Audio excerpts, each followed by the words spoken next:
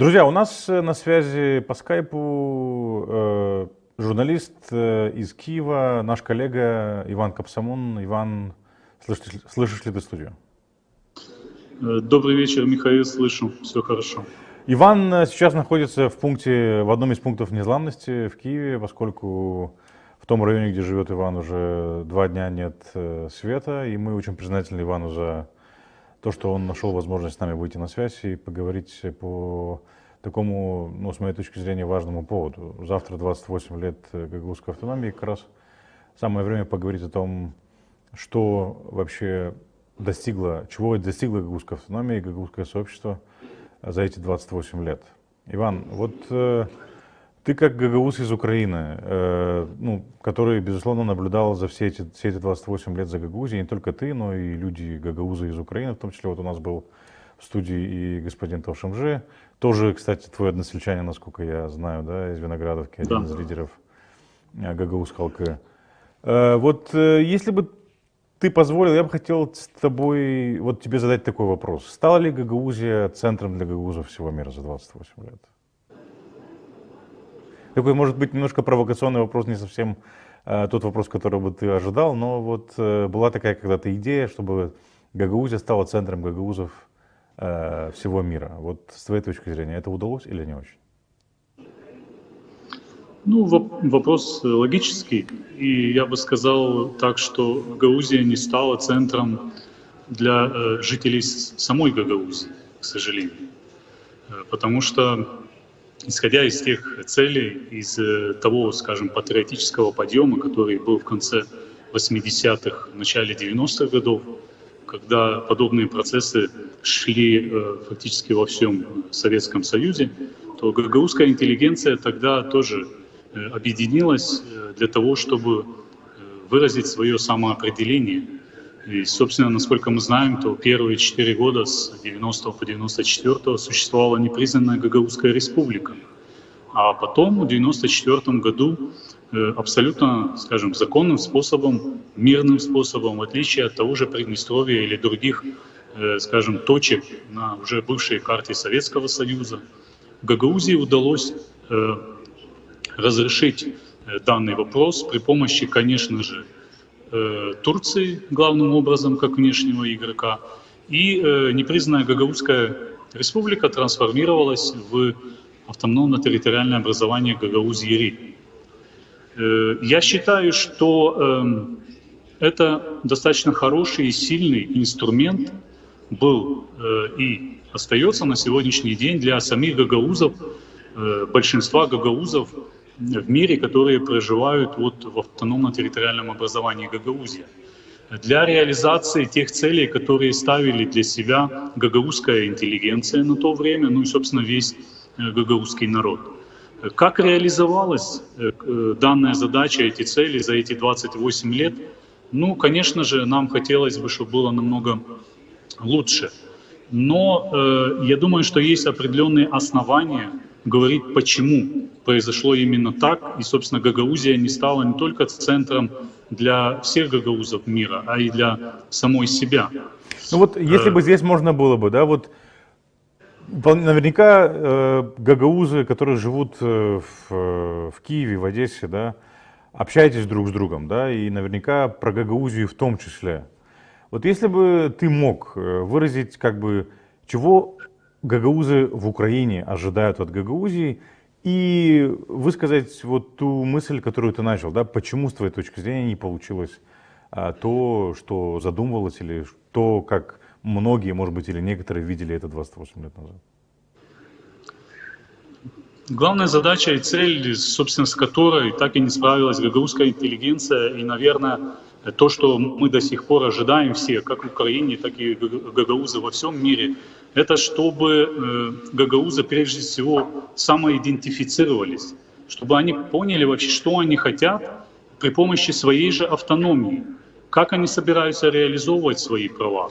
И главным образом я вижу главную задачу для Гагаузии — это в том, чтобы они все-таки поняли, кто они, чтобы они прежде всего начали изучать свою реальную историю, защищать свой язык, свою идентичность, потому что гагаузы не являются настолько многочисленным народом, чтобы терять время. Время очень важно для нас, и это время необходимо было использовать, и еще сегодня остаются эти шансы для того, чтобы самосохраниться и развиваться. Вот в этом состоит главная задача, то есть сохранение идентичности. И украинские гагаузы — это часть гагаузского народа.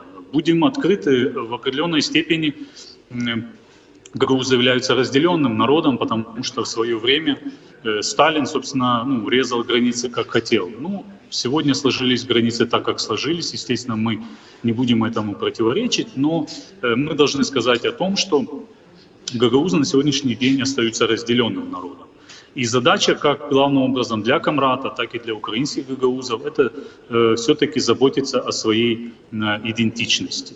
Почему это не произошло, возвращаясь к предыдущему вопросу, почему это не произошло? Потому что, к сожалению, за долгие годы советского правления это очень пагубно сказалось на гагаузах, да и не только на гагаузах, а и на других народах, когда мы пришли к такому выводу, что гагаузы фактически в большинстве своем, не все, конечно, но готовы защищать больше чужое, чем свое родное. Готовы выходить с плакатами в защиту русского языка, которому абсолютно ничего не угрожает. При этом забывая о собственной идентичности, забывая о том, что необходимо защищать гагаузский язык, необходимо говорить с детьми на гагаузском языке. Об этом это самая главная проблема на сегодняшний день. Еще одна проблема, когда гагаузы привыкли все-таки видеть какого-то хозяина, которому нужно преклоняться, и главным образом это Москва, это Россия. Вот это никуда не делось, и уже после развала Советского Союза Россия, особенно путинская Россия, очень умело для себя использует, скажем, тот совок, который остался в головах у гагаузов, для того, чтобы реализовывать свои геополитические и имперские амбиции. Они очень умело при помощи телевизора, пропаганды используют то, что засело в головах у гагаузов. И, конечно, это очень ярко сегодня видно на фоне той войны, которая ведет Россия против Украины, когда мы можем откровенно сказать, что большинство гагаузов в самой Гагаузии, по сути дела, продолжают смотреть российский ящик и продолжают в своем большинстве с симпатией, с поддержкой смотреть на Россию, на путинский режим. И, конечно же, для нас, украинских гагаузов, это является неприемлемо, это как минимум неприятно, потому что это очень больно за этим наблюдать. Хорошо, вот географически, да, гагаузский народ разделен, но я думаю, что в Европейском Союзе, когда Украина и Республика Молдова станут частью Европейского Союза, эта проблема, она снимется сама собой. Но вот сейчас идет война в Украине, да, и идет война за независимость Украины, за выживание украинского народа, в которой участвуют в том числе и гагаузы. Не чувствуешь ли ты, что гагаузы уже становятся разделенным народом и на другом уровне, да, то есть на уровне в контексте отношения к этой войне и отношения к действиям России? То есть для многих гагаузов в Украине Россия агрессор, в то время как для большинства гагаузов Республики Молдова это освободитель, да, в кавычках, да, которого в Гагаузии собираются встречать с 3 К: Каурма, Кавырма и Кабарне. То есть чувствуешь ли ты, что вот разделение происходит сейчас и на этом уровне в том числе? Очень умело ты подметил, Михаил, в том плане, что здесь, наверное, даже не столько разделение между украинскими и молдавскими гагаузами, хотя, конечно, оно существует, потому что в процентном соотношении гагаузы Молдовы, то есть намного больше, скажем, поддерживают те действия, которые совершает и преступления России, в отличие от украинских гагаузов, где ситуация абсолютно иная, потому что мы находимся в других реалиях, но будем откровенны, здесь тоже достаточный процент людей, которые, скажем, с определенной наверняка симпатией еще смотрят в сторону Москвы. Но самое больное и главное разделение — это то, что, скажем так, адекватных и трезвомыслящих гагаузов, независимо на какой территории они живут, к сожалению, находятся в меньшинстве по отношению к оценке тех преступлений, которые совершают россияне в Украине. А большинство гагаузов, опять-таки, независимо от того, где они живут, в Молдове или в Украине, или в России, или в любой другой точке мира, они в большинстве находятся. Они находятся в тех иллюзиях под воздействием пропаганды российской, и, собственно, или от глупости, или от неинформированности они продолжают фактически поддерживать те преступления, которые совершает путинский режим в Украине. И это главная проблема и главное разделение. И не столько, не столько, как это является разделением по границам. Хорошо, а вот война в Украине, которая сегодня идет, она поменяла контекст или, скажем, взгляд или восприятие того, чем должна была быть Гагаузия? Потому что понятное время, что сейчас происходят такие события, которые в том числе и ставят на первый, обострили или обнажили те проблемы, или обострили те проблемы, которые были, но, может быть, мы на них так особо не смотрели. Это вопрос идентичности, да, что вот Украина сегодня воюет и за свою идентичность, за право своего существования, быть украинцами, да. Гагаузы, как правило, имеют этот вопрос двойная идентичность. С одной стороны гагаузы, с другой стороны русскоязычные, да. Вот раньше мы как-то на это смотрели так сквозь пальцы, да, что гагаузы, с одной стороны, создавалась Гагаузия как автономия для сохранения гагаузского языка, гагаузской культуры, но так сложилось, что вот как бы получили вторую идентичность, русскоязычную, больше переживают за русский язык и так далее. И вот война в Украине, да, где украинцы борются против того, чтобы опять же вернуться в лоно России, жить независимо, быть теми, кто они есть, быть теми, кем они хотят быть. А в Гагаузии как бы продолжается тот же самый тренд. Это вот война в Украине каким-то образом поменяла взгляд? Тут дополнительные звуки пошли, наверное, это помеха, да? Не, все нормально. Если вы меня слышите, мы можем продолжить. Да, вы меня слышите? Я слышу, я постараюсь говорить, потому что здесь я нахожусь в таком центре, где совершаются определенные молитвы. Это в том Понятно. числе Намаз, время намаза, да. Да, время. Поэтому фоном, наверное, будет слышно. Последнее, если можешь, Михаил, просто повтори, не все услышал. Нет, я имею в виду, что вот война в Украине, она изменила восприятие того или взгляд на Гагаузию и к ее роли и вообще. Война в Украине стала абсолютным триггером, и она, скажем так, вытащила на поверхность ту болезнь среди гагаузов, наверное, которую мы не до конца, возможно, замечали, осознавали, обращали внимание. И вот сейчас стало абсолютно понятно и видно, скажем так, кто чем дышит, насколько больно гагаузское общество, насколько тот урон, который был нанесен еще с имперских, советских времен гагаузов, он вышел на поверхность. А я напомню, об этом, кстати, гагаузы не особо хотят говорить, а это уничтожение гагаузов голодом 46-47 годов. Это депортации, это политические репрессии. Собственно, как и многие преступления советского режима, которые были совершены против многих народов. И, конечно же, в том числе это коснулось и гагаузов. Но тут еще, кстати, в чем вот отличие, если брать гагаузов, там и другие более многочисленные, большие народы. Если взять, например, украинцев, то существовала и существует Западная Украина. Я напомню, что Западную Украину Сталин присоединил только в 40-х годах. И в том числе, как и Балтийские страны. То есть эти регионы, они не до конца были уничтожены советским режимом. Соответственно, когда Советский Союз развалился, почему страны Балтии очень быстро пошли вперед? Потому что там была почва для этого. И в Украине, в том числе, мы знаем, что существовал Народный рух Украины, который был часто триггером для развития политических процессов в Украине. А вот если брать малочисленный гагаузский народ, он полностью был, скажем так, уничтожена вот эта ихняя история, наша история.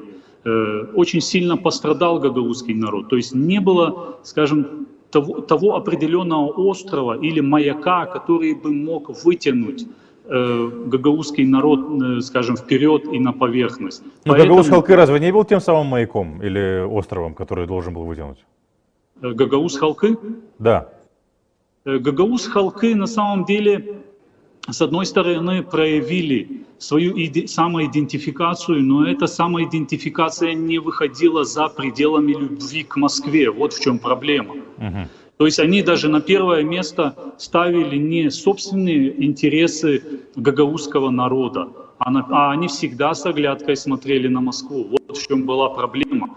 И почему, собственно, очень быстро власти в самой Гагаузии, даже если удалось достичь гагаузскую автономию, фактически взяли бывшие партноменклатура советского периода, тот же табунщик. Власть перешла в их руки, и они продолжили управлять колхозными методами, как это они делали раньше. То есть гагауз халкы не смогли взять, во-первых, власть в свои руки, а во-вторых, они не поставили до конца четких целей перед собой, что они изначально хотели. То есть мало было провозгласить там автономную республику в составе Советского Союза. Вот в чем была проблема. То есть они по инерции пошли, как и другие народы в Советском Союзе, и дальше они не видели своих целей. Вот в чем проблема была их основная. Да и по инерции мы видим, что до сегодняшнего дня гагаузские политики остаются где-то вот в ареале советско-имперского прошлого и зависимости от Москвы. Ну хорошо, вот за эти 30 лет, в принципе, как мы видим, что тенденция, она не изменилась. И эти болезни, они усугубились, к сожалению, да, мы вынуждены это признавать. И это видно потому, как в Гагаузии, и среди гагаузов в целом, не только в Гагаузии, да, но и в том числе в гагаузских селах в Украине, многие реагируют на войну в Украине, да, то есть, и оно показывает, что, в принципе, вот эта болезнь, она никуда не шла, она стала глубже. С твоей точки зрения, есть ли шанс как бы избавиться от этого, то есть возрождение вот этой самой идентичности, гагаузской идентичности, возрождение исторической памяти, увековечивание исторической памяти, которую, с моей точки зрения, гагаузы должны были сделать 3 вещи. Да? Это ответить на первый главный вопрос, кто гагаузы, откуда они пришли, потому что, как ты знаешь, сейчас существует 19 версий или 22 версии, и никто не знает, какая из этих версий основная. Второй момент — это сделать гагаузский язык основным рабочим и развить его до такой степени, чтобы все на нем говорили и использовали как рабочий. И третий момент — это оценка или переоценка своего недавнего прошлого, да, то есть вот это вот память, голод — самая большая трагедия, которая произошла с гагаузами там за последние, ну, может быть, за все время их существования. Чего, в принципе, не произошло. С твоей точки зрения, есть ли шанс вообще вернуться к этому и ответить на все эти вопросы, дать этому всему правильную оценку? Не упущен ли момент, скажем так? Я думаю, что шансы все-таки остаются, потому что есть еще один такой позитивный момент, что все-таки как гагаузы в Молдове, так и гагаузы в Украине, мы живем в демократических государствах. И хоть, слава Богу, да. И хоть гагаузы в самой Гагаузии и в Украине, те, кто правильно оценивает ситуацию, те, кто за те вещи, которые ты перечислил, они находятся в меньшинстве, но все равно они делают свою работу. И я думаю, что нам сегодня сложно будет сказать там в процентном соотношении, каковы наши шансы. Но я могу на 100% сказать, что мы должны работать в этом направлении. И делать все от нас зависящее для того, чтобы достигать тех целей, о которых ты сказал. Конечно, это защита языка, это изучение собственной истории, ну, использование тех инструментов, которые есть у Гагаузии, для того, чтобы развивать социально-экономическое развитие региона. Все эти вещи есть в наших руках. И я могу точно сказать, что мы должны работать в этом направлении. Плюс очень сегодня, скажем, большим плюсом, то, что может помочь Гагаузии, это победа Украины в этой войне. И как только это свершится, кураторы тех гагаузских политиков, кураторы из Москвы, которые влияют на гагаузских политиков, они тоже исчезнут само собой.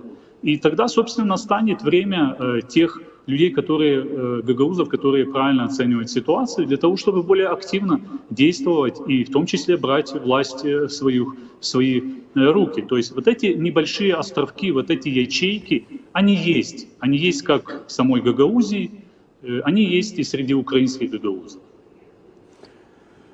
Иван, спасибо большое. Надеемся, что, ну, во-первых, надеемся, что победа Украины будет как можно скорее, и страдания украинского народа прекратятся, и Украина вернется к строительству своего будущего и восстановлению государства. Я благодарю тебя за то, что ты нашел возможность выйти с нами на связь, несмотря на то, что электричества в твоем районе нет уже, я так понимаю, вторые сутки.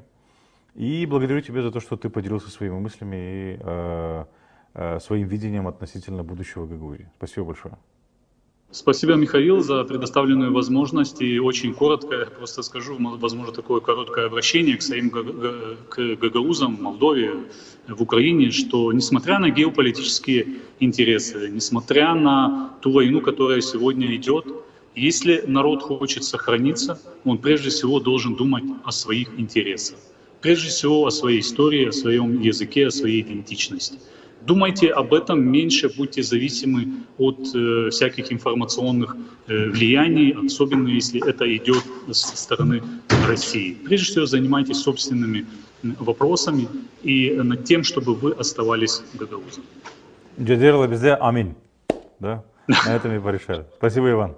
Спасибо, приятного вечера. Сау Жандева. Взаимно. До свидания.